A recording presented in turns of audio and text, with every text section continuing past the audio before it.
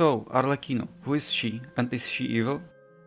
In this video, I'm going to talk about Arlecchino, because she interests me a lot, and I figured that if I want to make a theory about her, now is the only time I can do that, because she will release together with the next version.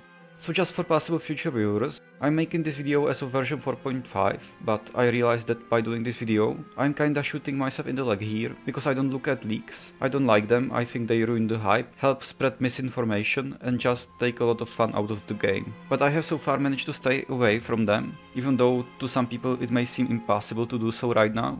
Thankfully I haven't seen anything just yet, and I hope it stays that way until the version 4.6 livestream, which I'll probably be making a video about too, by the way. Because even though I'm making this video knowing that some people who look at leaks and such may already know if I'm right or wrong, and this video will probably become very outdated soon, I can't hide my excitement for Arlecchino, and so far it looks like I might even main her, but that really depends on how well she will be handled in the story and lore. This video will be roughly structured like this. I will first talk about what we do know basically for sure about her, and then I will make a few theories that are supported by things that can be found in the game. And lastly I will make a few blind guesses at what could happen with her in the lore and story in the future. And I'd just like to mention that I already made one video about the Fatui, where I talk about her quite a bit. Although it's not my best video, you can still check it out if you want some more information about this topic, since it's closely related. So, Arlecchino. She is called the Knave, number 4 of the Fatui Harbingers, and the leader of the House of the Hearth, which is an orphanage, and because she is the one who manages it, they symbolically call her father. She then logically calls the children of the orphanage her children. Her Fatui Harbinger ranking means that she holds quite the high position in the whole organization, and that can be decided by both her fighting power and by everything else she brings to the table. And judging by what we've seen so far in the game, I would bet that it's more likely that she's got that ranking mostly because of her fighting powers, but that still awaits to be seen. As any other Harbinger, her name is derived from the Commedia dell'arte as well. The Commedia dell'arte is an Italian form of theatre, and in the Commedia, Arlecchino represents a servant that is often acting to ruin the plans of her, or his, in the case of the Commedia, master, and pursuing her own love interest, which is none other than Columbina, although that doesn't seem to be the case at all in Genshin. Though the part about her ruining the plans of her master could come into play in some future quest maybe. The name Arlecchino derives from Arlecchino, which is the name of a demon that Dante uses in his work called Divine Comedy, who is inspired by the Harlequin that's present in many French legends and traditions. Now, to quickly summarize her story, we know that she herself is from Fontaine, and that she probably has grown up in the House of the Hearth as one of the orphans as well. We discover in one of the Inazuma war quests that before her there was another knave, but Arlecchino eventually killed her and succeeded her. We don't know that much about the previous knave, and we also don't even know if the name Arlecchino is also passed on, even though the lore suggests that being the case so far. But we do know that she was very cruel and used her soldiers to create conflict around the 7 nations, to by extension create more orphans, so she can take them in and later turn them into Fatui soldiers. While the current knave doesn't seem to be as cruel as the previous one, she for example apparently hasn't stopped many of the previous knave's actions, so it's hard to say if she is exactly acting good in this case. But for example, in the case of Perinheri, who has placed his hopes into both the previous and the current knave, we know that unlike the previous one, Arlecchino so far has treated him very well. I won't dive too deep into Perinheri lore, but basically he was taken by the Fatui as a child because his family was in a huge debt and the knave promised to protect him. Although she has lied to him many times about his family and such, and even threatened him not to disobey the Fatui. But eventually the current knave revealed him the truth, and she seems overall nice to him. We also know that she saved Linny and Lynette from the corrupt noble who previously took them in, and even refused to grant them delusions because she cares for their lives. Then we have seen her quite a bit as she was heavily involved in the Fontaine Archon quests, and she investigated Furina once child was taken into the fortress of Meropide. We know that she has believed the prophecy about Fontaine for a long time and has tried her best to stop it. And she even said to Linny and Lynette that if she gets the Hydronosis, she will first use it to save Fontaine before giving it to the Tsaritsa. She helped immensely when the crisis in Poisson happened, and worked together with Navia and us to find a solution. The one thing that we have seen and still quite don't know the answer to is why exactly was Furina so scared of her, if there is still something we don't know about her other than her once attacking Furina before to try to take her Gnosis. And lastly, she was recently confirmed to be coming out in version 4.6, so there's a lot to look forward to in the future. Alright, I talked a lot about what we already know, so let's now look at some of the theories and stuff that isn't 100% confirmed. The first thing I'd like to theorize about is actually how will both the next version and her character be handled. I think that there are a few possibilities of how the version 4.6 could turn out. I believe that there is a very high chance that she will become a weekly boss in the game. As in all other regions except Mondstadt, there is a Fatui Harbinger boss fight. And honestly, I expected her to be the weekly boss way back in version 4.2. So I think that her being the boss in 4.6 would make a lot of sense. The first possibility of how I think this could turn out is that Dainsleif would get his annual Archon quest and Arlecchino would somehow appear in it. It could also mean that the boss fight this time would be part of the Archon quest and not the story quest, and I believe that might be even better if that ends up happening. The other possibility is that she will just have her own Archon quest, the same way the Wanderer did in version 3.3. That would then mean that the Dainsleif quest could probably be coming later, or in a completely separate quest. Another possibility is that she will just get a story quest like any other character, but I don't know how exactly that would work out, since I really think she will be a boss, and an important one at that. We also know that there is a high chance of a new region being released in version 4.6. That will probably be featuring the town of Petrichor, which is said to be the home of René de Petrichor, aka Narzenkreuz, and also the Daydream Club, so I wonder if she could be connected to any of that. It's really hard for me to imagine that we wouldn't be getting a Dainsleif quest this year, so I wonder how Arlecchino will fit in all of this, because I also don't think she will just have one story quest and that's it. Since I don't look at leaks, I'll just have to wait and see how it will turn out. As I already stated, Arlecchino had a drip marketing recently, and there are some interesting things I'd like to point out. First, her constellation is called Ignis Purgatorius, meaning purgatory fire or purifying fire. In the Fatui constellation wheel, it's probably a symbol which symbolizes the Hand of Glory, and could actually suggest that the wheel shows us the timeline of Harbinger boss fights, that is, if she gets one. The other thing that caught my eye is the quote that the jester chose to describe her. He says, "Fate grants favors to no one. Only those who fight it with every ounce of their being may earn the right to challenge it." Which sounds a lot like what the Fatui are doing, but it also reminds me a lot of how the concept of Descenders works in Genshin, and how you have to have the will to rival the world and such, but maybe I'm reading too much into it. Anyway, it's an interesting way to describe Arlecchino, since I don't think we've seen much that would explain why she is the one fighting and challenging fate just yet. But what if this hints at why she truly needs the Hydra Gnosis, like for a chance to break free from the shackles of fate, maybe? It's very hard to say. Regarding her constellation, which symbolizes probably the Hand of Glory, according to all the European beliefs, this hand is something like a talisman that could render anyone motionless, and it was supposed to be able to unlock any door it came across. It's a dried and pickled hand of a hanged man, probably some murderer, and it was presented in many stories and poems in the 19th century. It's basically a symbol of a traitor, which could hint at her possible identity as the traitor of the Fatui, but more on that later.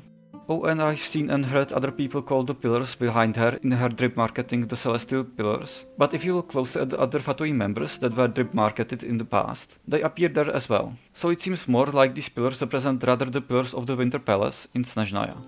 It's interesting as well how she mentions the Harv with a capital H for Harv in her description. I wonder if she simply means the orphanage or if it's something that may be important later, maybe connected to a certain book that I'll talk about later. Obviously, a big thing that's discussed about her design is her hands and why are they completely black. As we have probably heard before, there is another character in Genshin that has the same type of hands, and that's Caterpillar from the Narzenkreuz questline in Fontaine, where it's revealed that he's in fact a villager that can turn into a human because of what the Narzenkreuz Ordo did to him. So I wonder if Arlecchino can also turn into something else other than her human form, and if she indeed will have a boss fight in version 4.6. I think that would be very cool to see.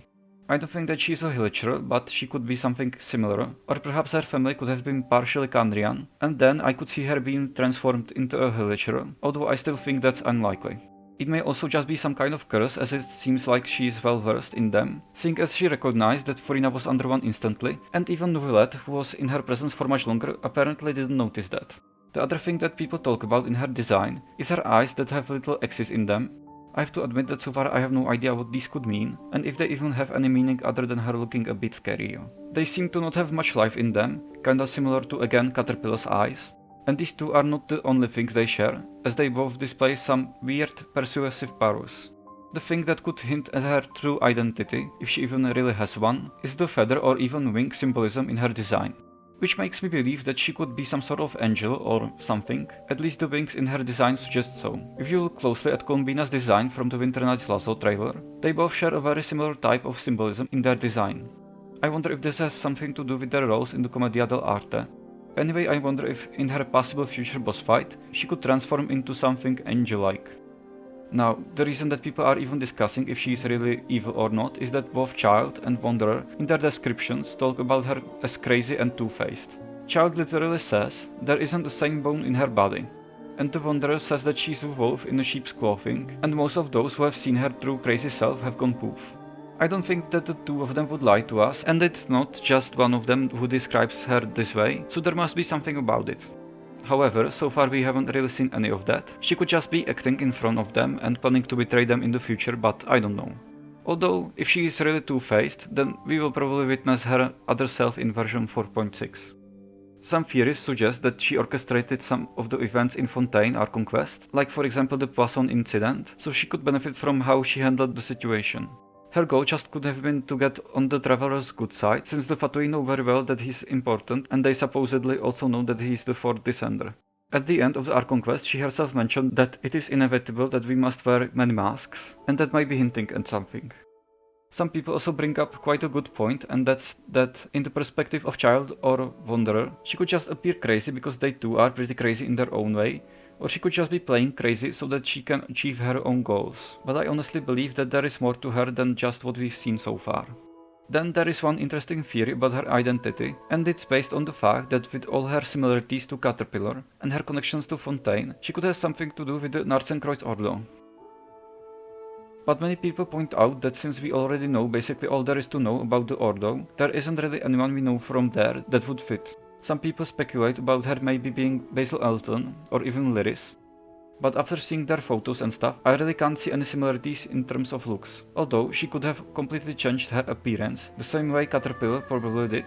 And in terms of how she acts, maybe as there were some comments about Basil Elton being dangerous but also caring a lot about the children of the Institute, there could be some similarities. Then something we don't know about could have happened at Elena's, where she is said to have died, and she could have gone through similar situation as Caterpillar and get her black hands there.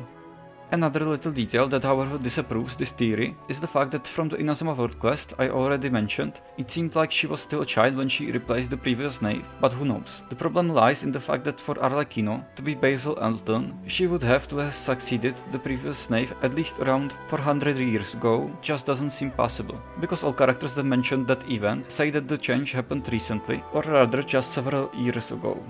Another theory talks about her role in the Overture teaser, where the camera spins around her and reveals 8 silhouettes or shadows of the remaining 8 Fatui Harbingers, which could imply that she only sees them as an audience to her play, in which she would be the main actor.